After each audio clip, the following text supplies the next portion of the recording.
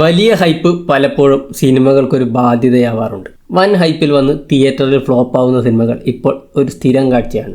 ഒരു കാരണവുമില്ലാതെ ഹൈപ്പുണ്ടാക്കി വിടുന്നതും സിനിമയെ അതിൻ്റേതായ രീതിയിൽ പ്രസൻറ്റ് ചെയ്യാത്തതുമാണ് സിനിമകൾ ഇങ്ങനെ ഫ്ലോപ്പ് ആവുന്നതിന് കാരണം. ഇങ്ങനെ വലിയ ഹൈപ്പിൽ വന്ന് തിയേറ്ററിൽ ഫ്ലോപ്പായ കുറച്ച് ചിത്രങ്ങളും അവയുടെ പരാജയ കാരണങ്ങളും വിലയിരുത്തുകയാണ് ഇന്നത്തെ reverse club. Casanova Bobby Sanjay ടീമിൻ്റെ തിരക്കഥയിൽ റോഷൻ ആൻഡ്രൂസ് ഡയറക്റ്റ് ചെയ്ത 2012 പുറത്തിറങ്ങിയ ബിഗ് ബഡ്ജറ്റ് ചിത്രമായിരുന്നു കാസിനോവ.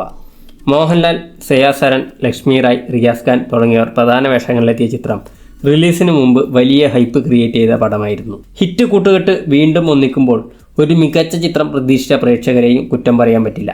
പക്ഷേ ചിത്രം നിരാശ മാത്രമാണ് സമ്മാനിച്ചത്. മോഹൻലാലിന് തീരെ യോജിക്കാത്ത കഥാപാത്രമാണ് ഇതെന്ന വിമർശനവും ഉണ്ടായി.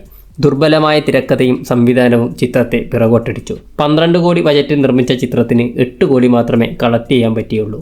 ഒടിയൻ ഡയറക്ടർ ശ്രീകുമാർ മേനോൻ്റെ തള്ളു കാരണം ഹൈപ്പ് കൂടിയ ചിത്രമായിരുന്നു ഒടിയൻ.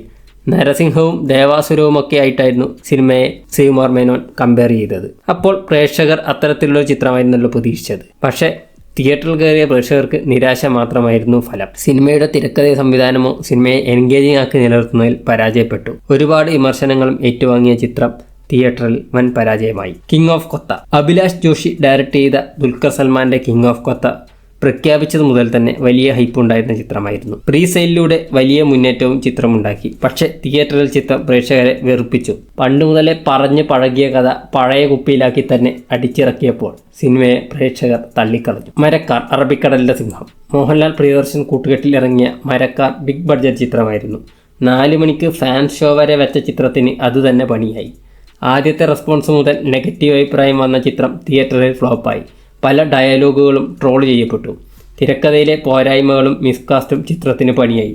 മികച്ച ചിത്രത്തിനുള്ള ദേശീയ അവാർഡ് മരക്കാരന് എങ്ങനെ ലഭിച്ചു എന്ന് ഇന്നും ഒരു ചോദ്യമായി നിലനിൽക്കുന്നു. മലൈക്കോട്ടെ വാലിബൻ അനാവശ്യ ഹൈപ്പുണ്ടാക്കി തിയേറ്ററിൽ പരാജയം ഏറ്റുവാങ്ങിയ ചിത്രമായിരുന്നു LJP മോഹൻലാൽ ടീമിൻ്റെ മലൈക്കോട്ടെ വാലിബൻ.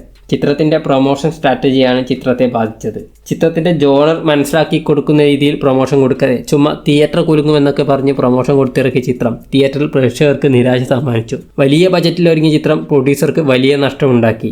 മോശം ചിത്രമല്ലാഞ്ഞിട്ടുകൂടി പ്രൊമോഷനിലെ പാളിച്ചകളും പ്രേക്ഷകരുമായ ഒരു ഇമോഷണൽ കണക്ഷൻ ചിത്രത്തിന് ഉണ്ടാക്കാൻ സാധിക്കാത്തതുമാണ് ചിത്രത്തിൻ്റെ പരാജയ കാരണമായി വിലയിരുത്തുന്നത്. ഇനിയും ഇത്തരത്തിൽ ഒരുപാട് ചിത്രങ്ങളുണ്ട്. ബാക്കി ചിത്രങ്ങളുടെ ലിസ്റ്റുമായി പാർട്ട് 2 വീഡിയോയിൽ കാണാം.